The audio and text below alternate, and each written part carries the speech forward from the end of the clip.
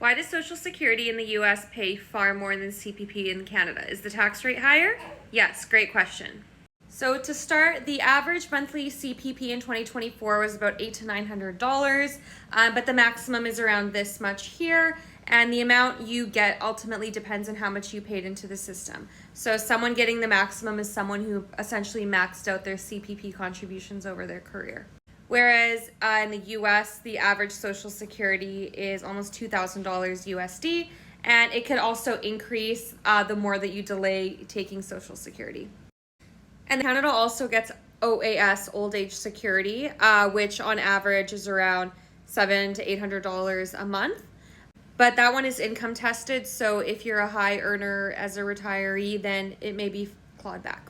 So the reason why US Social Security is higher, yes, the rates are higher. So this is the Appendix 2 from my new book, Your Move to Canada, all about the cross-border financial and tax aspects of moving from the US to Canada.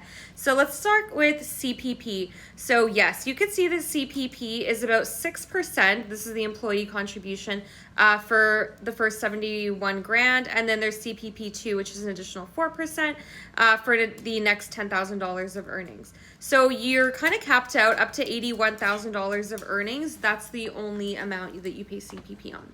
Whereas if you look in the US Social Security, it's 6.2%. So yes, it is higher, but it's all the way up to $176,000 of income.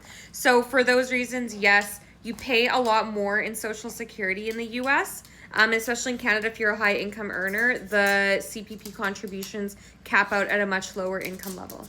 So you can see here we have the maximum contributions for CPP. For CPP 1 and 2, it's just under $5 grand, whereas for the US, it's about $11,000. Check out my TikTok page if you want to learn more about cross-border tax planning for Canada and the US, and check out my new book, Your Move to Canada, on Amazon. Bye!